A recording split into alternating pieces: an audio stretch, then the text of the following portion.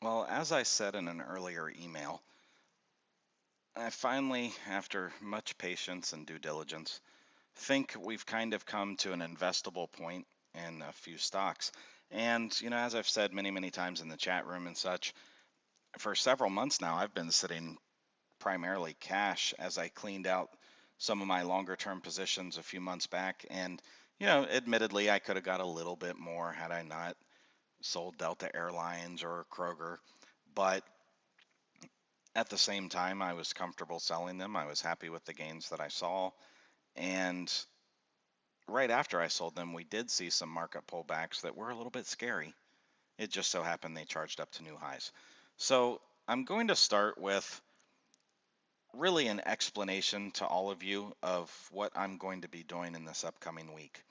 And I'm saying it this way because, the longer term portfolio positions, the investments, um, these are something that it's kind of difficult. Not really difficult to alert, but in a sense it is because you see over half of the members of the coaches roster, if not more, will not even watch this video. They won't watch the video because for some reason or the other they don't like money or they just refuse to pay attention, whatever it is.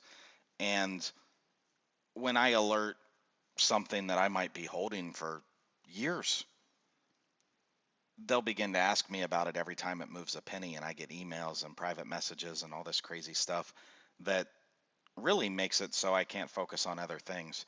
So again, I'm going to be discussing to you what I will be doing, and I'll leave it up to you to decide if you will be doing it too, as far as longer term portfolio building. I'm going to start out here with silver. If you watch my market overview video, you will see me talk about where silver is sitting right now. And even though it's a bit unconfirmed that it's made a bottom, it's starting to look like what you expect when a bottom's made. And hey, we thought we were making that bottom at 18 bucks too, and it didn't. But one thing I will say that when I add a stock into my portfolio, I don't want one that's run up to new highs after new highs after new highs because it's hard to see where it could go. I like to feel like I'm getting a fair value for the price that I buy it. And with that said, I know that I can protect my portfolio positions in a way that makes me not have to worry about them. So in essence, yeah, I could just buy any stock I wanted at any time, but I like to still get them at what I believe to be a really fair value. So I'm going to start out here with silver. And I'm going to tell you right now, I'm going to be buying this probably first thing Monday, so long as it opens the week above 1483. And that's a very, very simple plan. And how I'm going to start with this, I'm actually going to buy a full position, a full portfolio position for me. Now, for some of you that are building a portfolio for the first time, stock positions should not exceed 10% of your portfolio. If you plan on using an option strategy with it, let's not go above 8% of your portfolio.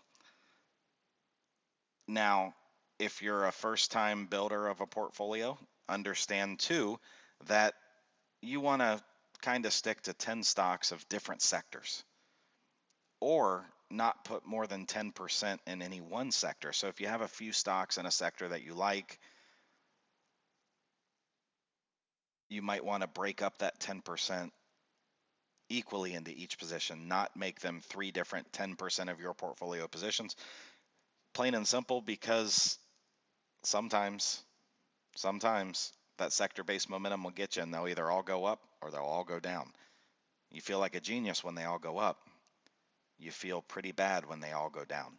And that's what I want to prevent happening from you. But I want you guys to understand that my position in silver, I'm telling you right now, so long as it opens the week above 1483, I'm a buyer in common shares. And moving forward, I'll alert anytime that I buy puts or sell covered calls on this one. So, if you decide to take this position, you could follow along in that way. Like I said, I'm going to take a full portfolio position in silver. Um, This isn't something that I'm going to sit and watch every day. It's not even something I'm going to take a lot of questions on every day. If we lose that 1483, we're probably going to hit 12 bucks. So if you make a weekly close below 1483, you might want some in the money puts so you can at least profit on those for the next potential bottom area. We've still got a downtrend that we have to break, as you see on my chart here. But there's the potential that could happen.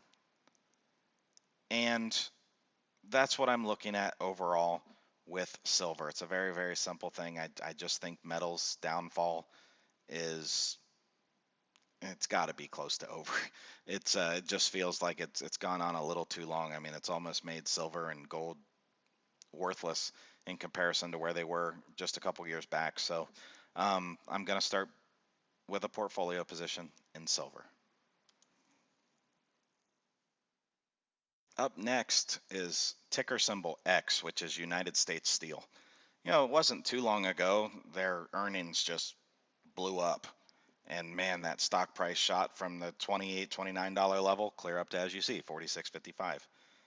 And all the while, I had this little trend line on it, and I've traded it off this trend line quite a few times in the past. And it came down this past week, and it pretty much butted its head right on that trend line. Because the United States as a whole, our infrastructure is pretty poor and failing. I mean, bridges that should have been replaced 30, 40 years ago, railroad systems that are way outdated. Eventually, the time's going to come where, in true American fashion, rather than being proactive, they'll have to be reactive. And when they're reactive, it costs a lot more money because it seems like when things go bad, they all go bad at once. Well, one company that'll really benefit from that is United States Steel. You know, this is also why I actually have a position personally in AK Steel, but I'm going to start building a little bit in United States Steel as well.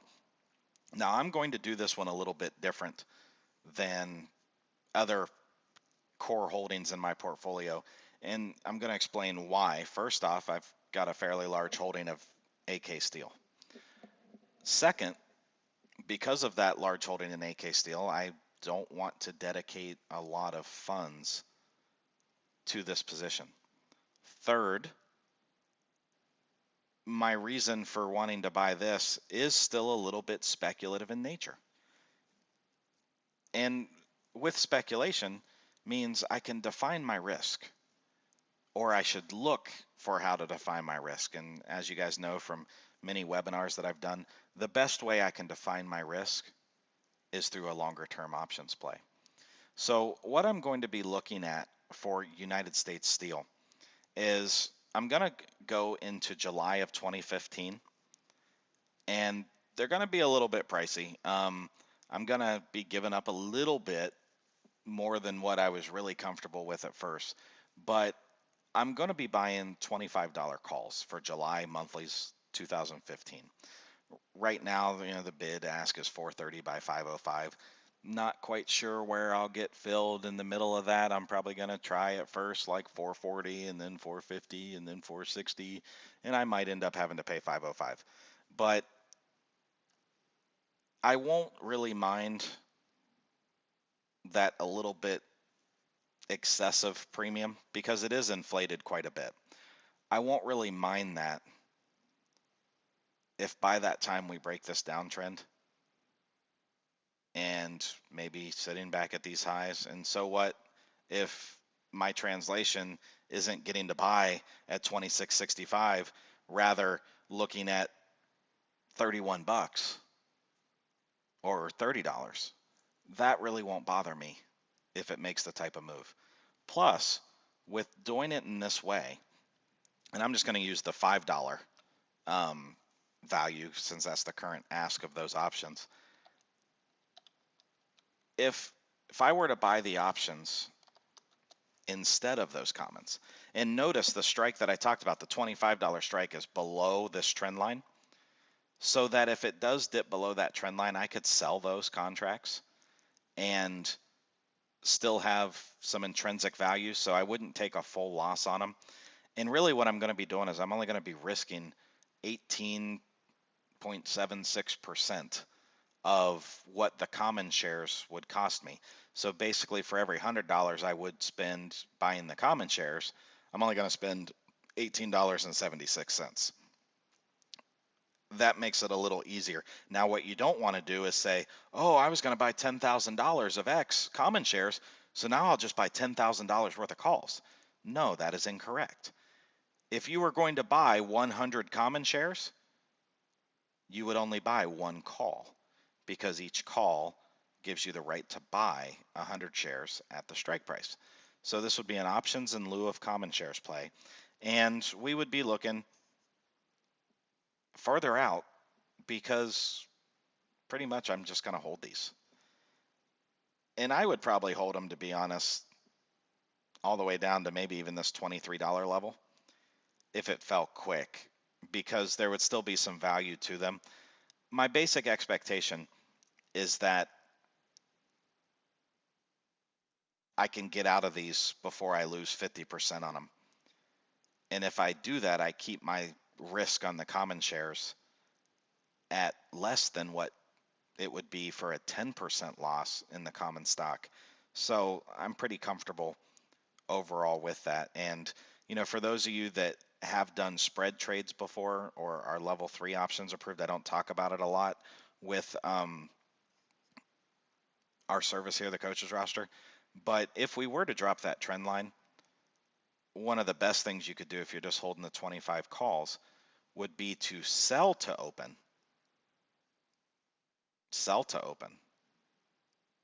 a higher strike call. Let it go through the fall. When it does fall, buy to close the contracts you sold to open, and that'll alleviate any negative you took in the downfall. Catch your bounce, and then there you go. It's much like selling a covered call when you hold the common shares. It actually is just like selling a covered call. So with United States Steel, as you can see, the weekly chart trend line, good fundamentals, and something that I'm actually pretty excited to put in my portfolio. I do want to correct something I said earlier. I was talking that you shouldn't put any more than 10% of your portfolio in any one sector. Well, one exception I've always made to that is the energy sector, because that sector is so diverse with its subsectors. You've got oil and gas stocks, you've got utilities, you've got solar power, you've got so many different aspects and subsectors of the energy sector that all actually will move differently within their subsectors, that I've always been one to say that you could go 20 to 30% of your portfolio while still not exceeding more than 10% of your portfolio in any one stock. So that means like if you wanted to take like a Chevron or a ConocoPhillips, and then also like a First Solar, and then maybe like a Southern Energy SO, that would be a pretty diverse play in the energy sector to have three completely different subsectors of the energy sector. Well, that leads me to the next one I'm going to talk about here. The reason I'm going to first talk about Solar City is because Elon Musk is the CEO. And just like with Tesla, people will invest in Elon Musk regardless if the stock has any fundamental value whatsoever.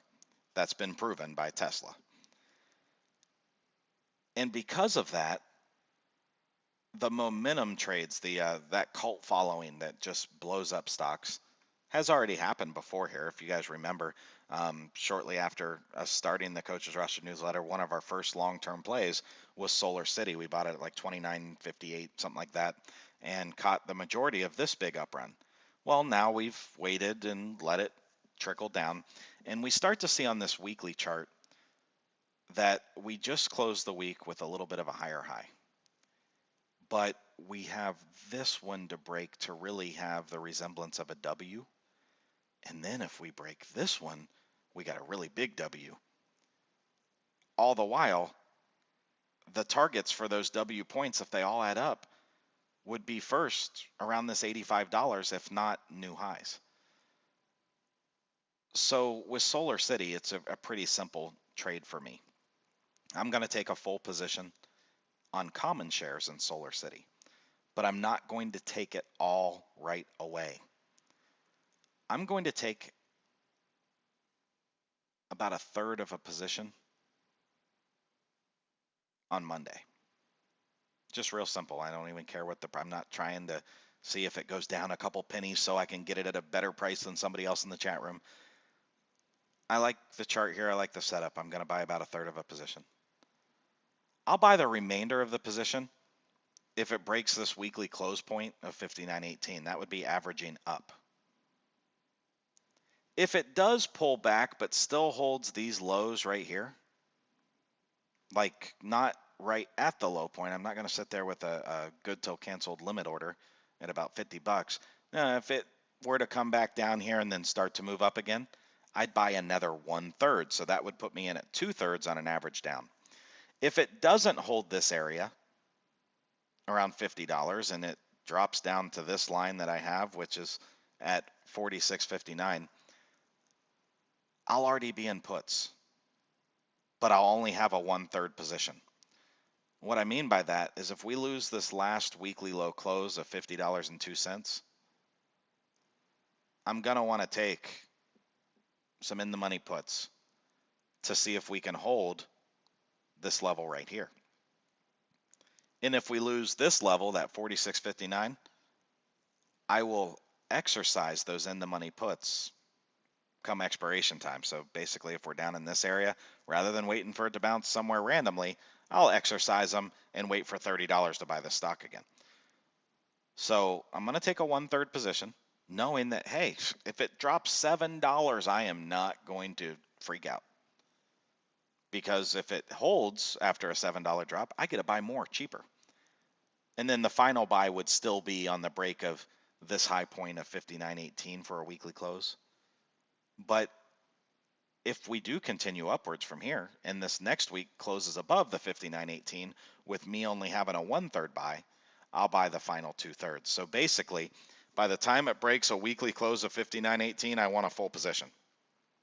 Once I'm in the full position, and you could say, well, if I can protect it with options, why don't I just buy it now? Well, you could, but I'm not going to.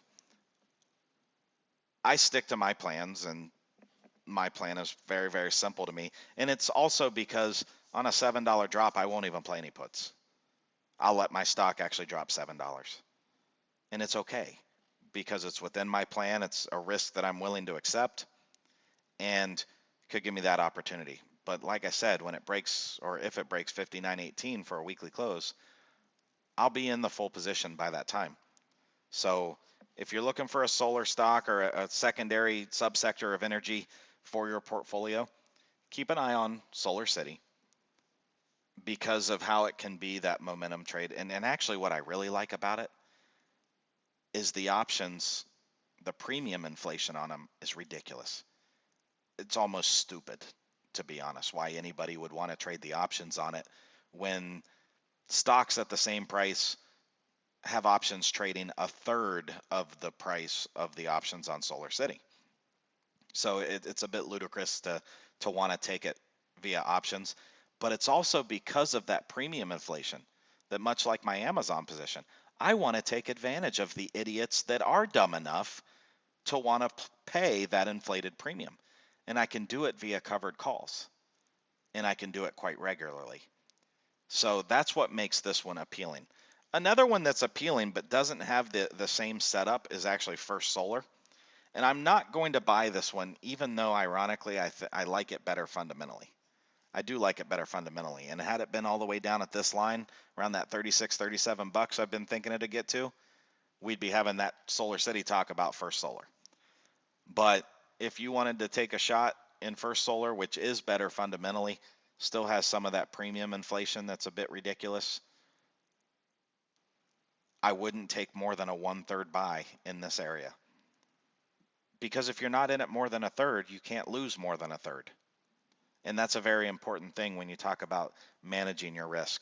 So for me, I'm going to take my chances with another momentum name that you can't base your position on anything fundamentally.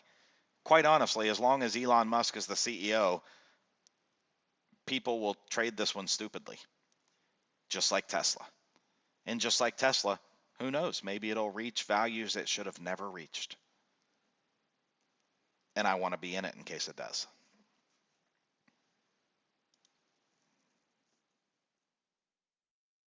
Up next, I'm going to move over to Hertz. You know, it wasn't too long ago people said, "Oh, Carl Icahn bought, we should buy," and they all bought it at the highs and then it fell apart. Well, ironically, I really thought about buying it around 21, 22 bucks just a couple weeks ago. And I decided to wait and see if it breaks this high. Because if it breaks this high, even if it fell again, it would confirm this right here as a higher low. And I could begin to move my stop up according to that low point. So that's exactly what I'm going to do. But I'm going to do it a little bit different than other positions because it already has run $3 from that low. I'm going to buy a half position. And my stop for that half position is actually a weekly close below the last low of 21.33. If it were to come down, and eventually it will, you know, it might run up real big, but if it does make a down move and give me another higher low, I'll buy the other half of the position. But I'm going to take just a half a position of Hertz. And I'm telling you right now, as long as the stock market opens on Monday, I plan to buy that. I'm going to buy in increments of 100, so if it really got ugly, I could protect it with puts. But Hertz going to be one that goes in Coach Mike's portfolio. If you guys remember, just in the summertime, when this thing was sitting at 29, 30 bucks, "Oh, Carl Icahn's buying. Should we buy too?" And I said, "Nope, it'll fall, and then you should buy." What did it do? It fell, and now I'm saying this is a more investable bottom, a confirmation, a higher low. It made its excessive run. It relaxed from that run. In a decent portfolio stock, not going to be something that I think is going to make you like 1,000% in a year, but the options trade around it well enough also that we can still get our covered calls in and play our puts on the downside. So I'm really looking forward to Hertz. Next, I'm going to talk about Dow Chemicals, DOW. To be quite honest, I was really hoping that we could see this around 40, 42 bucks, something like that. But yet I'm going to talk about taking a position in it now. I want to show you why I'm going to talk about taking a position. 2 weeks ago, I nearly put out a buy for DuPont, DD, which is actually my favorite of the two stocks. And then I looked at it and I said, you know what? And even when it was going up a couple weeks ago, I said, nah, I really think this thing's going to come down. And yeah, I'm going to let it come down. And then it didn't. It took off. It ran 10%. 10% for a big board stock is a good move, especially in just 2 weeks.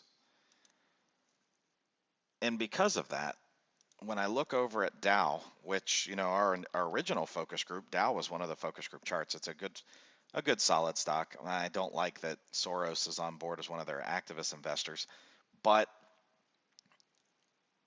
I don't think there's enough downside to scare me. And again, I like how the options trade with it. That's why it was part of our original focus group. And it gives the opportunity to, you know, if we did start pulling back from here, I'd take some puts, play the puts into the trend line. You know, $6 move, I'm going to make just as much on the puts as I lose on my common shares. But I am going to start with only buying a 1/2 position. I am taking common shares as well. So a 1/2 position in common shares. And that way, if it does fall, I'll protect those with puts. But if it comes down to this trend line, I can buy more common shares cheaper.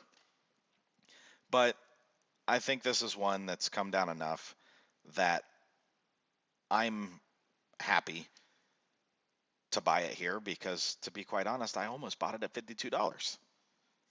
On this break over here back in May, I said, you know what? I really like this stock. I almost bought it. And I talked myself out of it. So I'm not going to talk myself out of it this time because as I went back and researched some things, even though it fell, I could have made a ton of money on the options by owning the stock. So I'm going to go ahead and own the stock Monday morning. So again, Monday morning, I might be quiet for a little bit in the chat room because I've got some stuff that I got to set up because I am no longer going to be 75, 80% cash. There are actually things I'm going to be buying. Okay, Triple D, 3D Systems. I took this one from $1.50 average to 82. I did not sell it at the high. I sold it this week right over here, November of 2013. I said, you know what? That's enough for me. I sold it 82 bucks. And then I watched it run another 15. And I was like, well, shoot, I held it all that time. I should have just held it again. But I actually said at that time that I'd be interested again if it came down to 30 bucks. And, you know, people like Mini-Me and Cliff that were in chat that time, Moss, they might not have thought that this one could ever come back to 30 bucks. But I said it at that time. I said, I'm not going to look at it until it comes to 30 bucks. And then I also want to make sure it looks like it's going to bounce. Well, see, this one's an easy one for me to buy a position in because in reality, for me to buy shares, it'd be like buying free shares.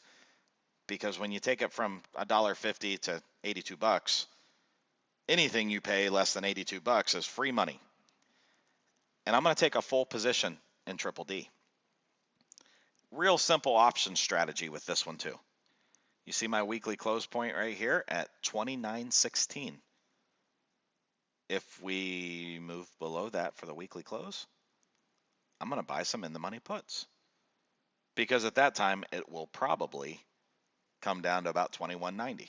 But I won't worry because I'll have the puts. I'll have the right to sell at a higher price. Or if it comes down there quick enough, I might just sell those and roll it into more shares and let's rock. But Triple D, I'm adding it to my portfolio.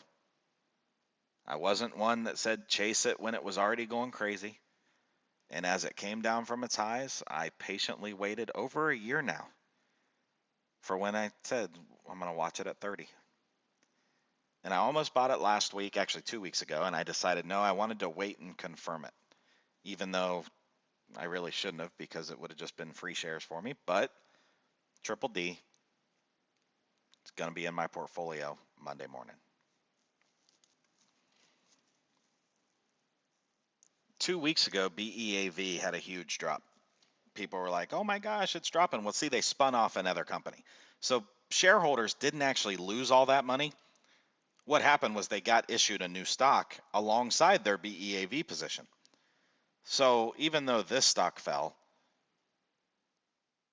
shareholders really didn't lose anything. And ironically, even though it fell a little bit harder on the sell-off because CNBC was all like, oh my gosh, this one's tanking, and then they waited like 6 hours to actually report that it was a spinoff, it came down right off of this weekly trend line, which, you know, if I go to a 5-year weekly, you'll be able to see it.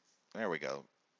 And actually goes back a little before that, but weekly trend line that I've been watching for some time. As a matter of fact, when Nina first met me in the summer of 2012, this was one of our big ones we traded right off of this weekly trend line. We loved it right there, and boom, it nearly tripled in price, or nearly doubled in price, actually more than doubled in price off of that trend line.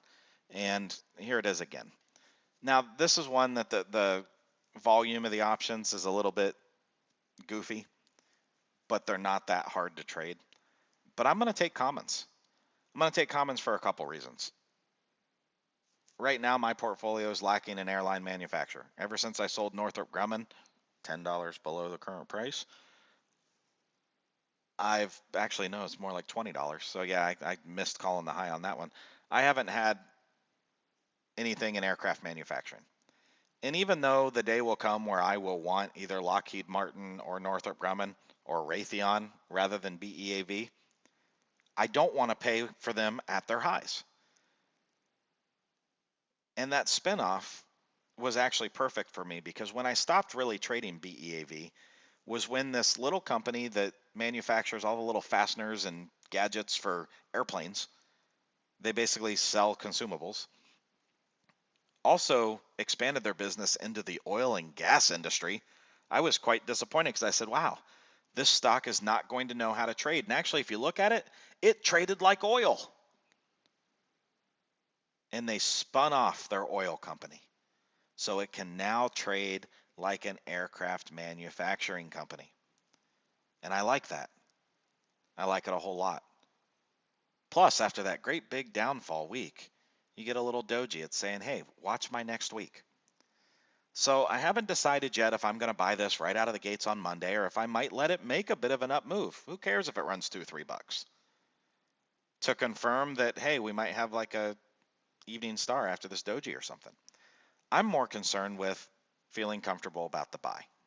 But I can tell you right now, I have no doubt in my mind that you can easily protect this position with options, playing the puts on the downturns and also selling covered calls. So this is one I'm going to be looking to, again, be adding to my portfolio more than likely in the upcoming week.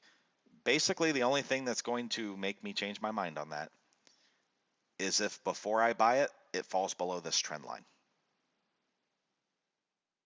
If before I buy it, it gives up that trend line, I'll wait, and what I'll wait for is about $48, and I will buy it there.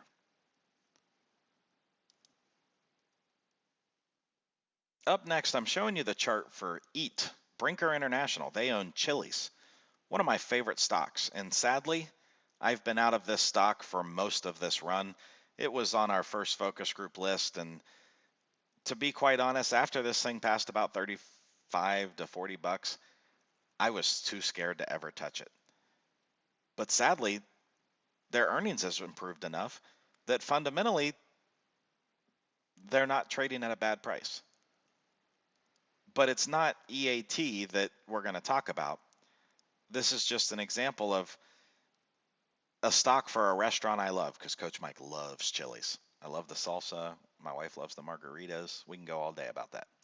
And even though I don't think you should invest in a stock just because you love the product, although having a good product is a reason to get you interested, I'm going to go to one that IPO'd this past year. Loco, L-O-C-O. This is El Pollo Loco. You know, when I lived in Tampa up until June of 2014, when I moved up here to Ohio, I used to go to El Pollo Loco all the time. Healthy food, it's all chicken, but it's, healthier type fast food, absolutely delicious. And they IPO'd with the intention of expansion. It was a real big momentum IPO. Kramer pumped it really big. You know, as you can see on my chart, it ran from 1848 to 4170, huge gain. And since then it fell. Well, I remember another one that fell very, very similar to this, Facebook.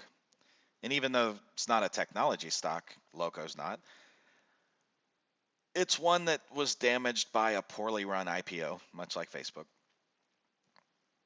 But it's still one that when I look at Brinker International and say, you know what, I can't believe I don't own that stock. I can't believe that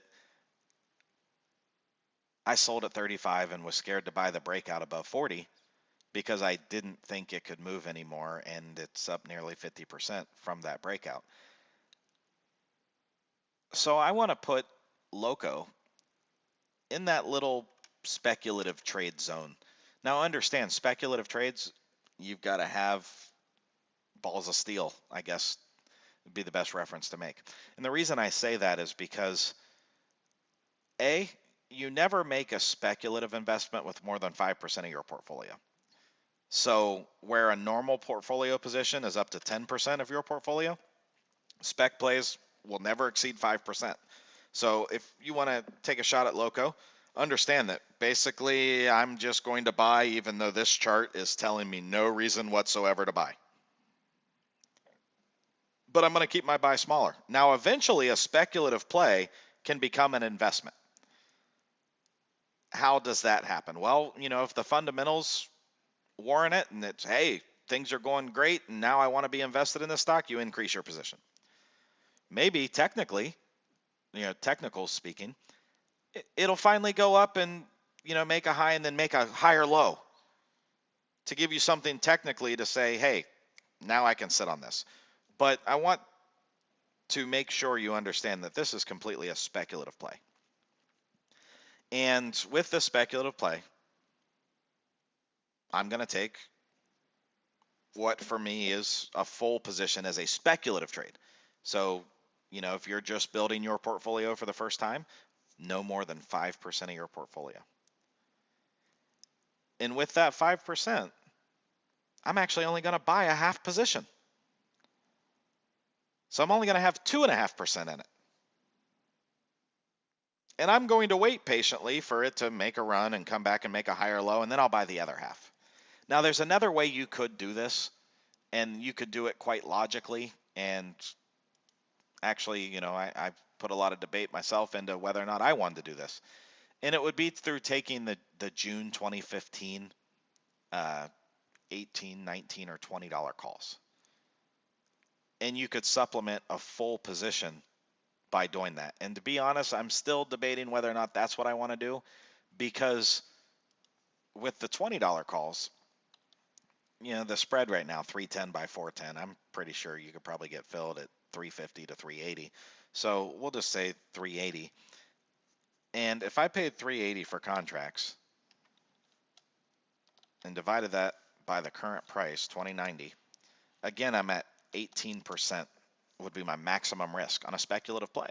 If a speculative play doesn't exceed half of what a normal position is, then that would be like a 9% loss of a normal position, which is perfectly reasonable. And that's even if I lose 100% on the options play. So that is one thing I've been kind of tossing back and forth this weekend. But this is one that they are looking to expand outside their current states. I only know of them in Florida, but I read some articles that they have a couple just randomly in other places. But they are wanting to expand into as a national franchise.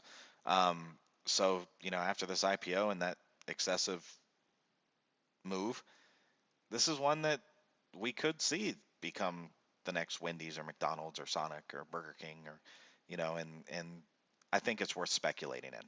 So whether you want to take the options in lieu of commons and risk, about 18% as a defined risk, maximum risk, or if you want to just take a little bit of commons now, wait a little bit, and by waiting a little bit, I'm looking at the weekly chart. So that means weekly would have to go up, weekly would have to come back down and make a higher low before I'd buy more or the rest of the position.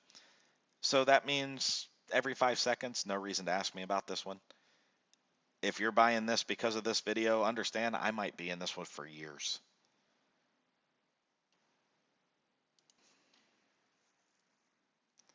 Up next is Amazon. Now, I want to tell you that I won't be buying any more Amazon. I've got about 4,000 shares of Amazon, actually like 4,600 shares. So I'm not going to be buying any more. But it actually reminds me of LinkedIn's chart just a few months ago. And after horrible earnings the last 2 quarters, there's a lot of pressure on Amazon to perform well in the upcoming quarter.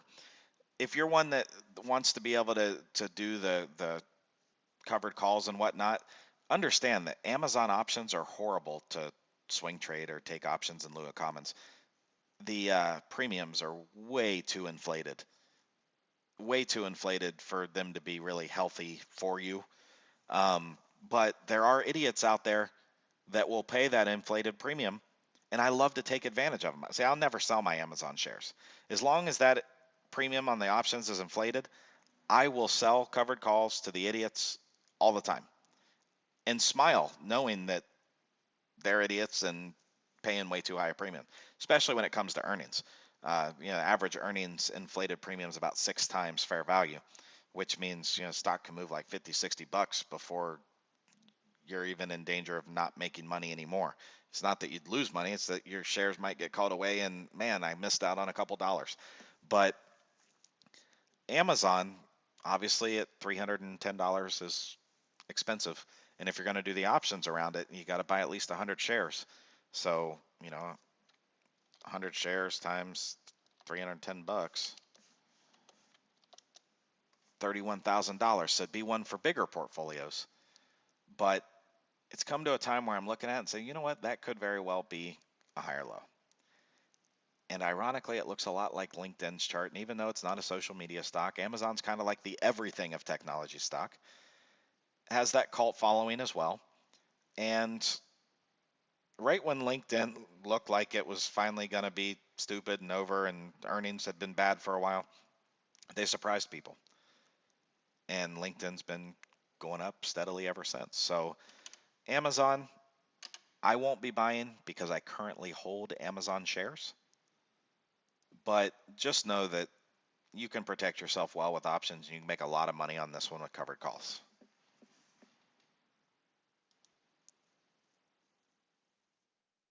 Up next is Pandora, ticker symbol P. It actually came back to a swing high point I was watching for, and we did a little 50-50 trade with a strangle, because I always strangle with options on Pandora because it works out to my benefit. But here we are holding this last swing point. I'm pretty happy about it, around 17 bucks. And although I don't want to be buying it right here at a resistance point, I want to watch to see if it can break 1851 for a weekly close. And if it can, I'm going to buy Pandora. Ironically, just like I did the last time it broke out from the same price. That was when my hedge fund bought it, and we took it up, and sold it at like 38.65. I wish I would have had it in my own personal portfolio, but I'm going to do it with my personal portfolio this time because, hey, the options trade great with it too. It can be a lot of fun, and I don't see a lot of risk. I can't say I don't see a lot of risk. There's risk in any trade you make, but I don't see a lot of risk in a trade that's in an optionable security. So I like to look for ones that have been beat to heck, that I can buy puts if I need to buy puts. I can sell covered calls if I need to sell covered calls, and I don't have to sell the shares. And the reason I want to do it this week and before the new year, really, so I'll probably do it before January 1st, is in case I need to sell it before next January 1st as a tax deduction. Even though I can take the puts and ride them out and play it however I want that way. So Pandora, I'm actually lacking in this sector, so I'll be taking a full position of Pandora is what I have planned. I'm either going to wait to see if it breaks the 1851 or, see if I can get it down around 1725, 1730, maybe even 1750. But to be quite honest, I really don't care what price I pay for it, because if it made a lower high or a lower low, I'd just protect it with options and I'd be fine. The next one I'm going to talk about is ticker NEM, Newmont Mining. I talked about this one a couple months ago, and it just never set up, even though people ask me like every day in the chat room after I put the video, when you buying it? When you buying it? I'm going to buy it when I feel like it's set up to buy it. And I really like how the past few months, at least past couple months, actually since November, it's held the same bottom area around 1750. So with what I discussed about silver and then what I discussed this week in my market overview video, I'm going to be looking at Newmont Mining. I don't have any mining stocks in my current portfolio, so this is one that I'll definitely be looking at in that aspect. Options trade pretty good on it again, so that's an even bigger bonus to me, because hey, if it falls, I can just buy some in the money puts and protect myself, sell some covered calls and make some money. And I can also again feel like I'm getting a fair value on a stock that's been beat up. So Newmont Mining, NEM, telling you right now, unless it opens up Monday below 1750, I'm buying it.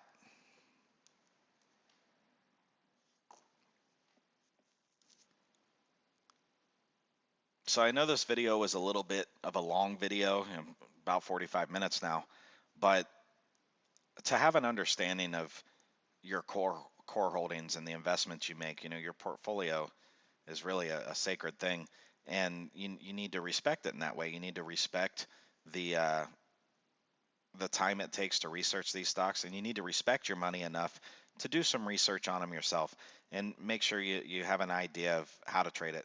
Again, with long-term stuff, I don't talk about them a lot in the chat room, because then you get somebody that has no clue that it's a long-term trade, that they buy it with us when they see the alert, and then they say, we've had this one for like 2 days. Why aren't we selling it?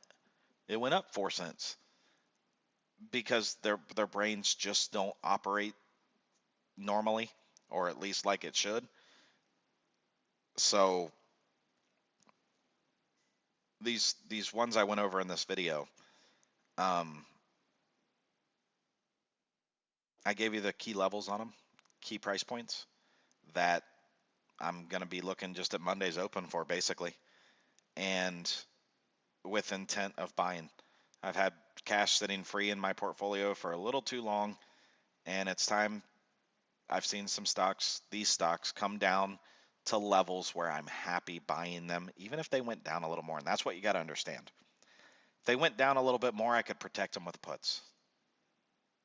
So I'm not worried about them going down. I just want to feel like I'm getting a fair value on stocks that I buy. So I wait for them to come down. Plus, I'm fairly decent at calling price points they will come down to. So, anywho, spend some time if you're wanting to build your portfolio. I know we have a few that should be watching this video. Spend some time learning about the stocks, and once you get invested in them, make sure you know everything there is to know about them. Actually treat yourself like an owner of that company.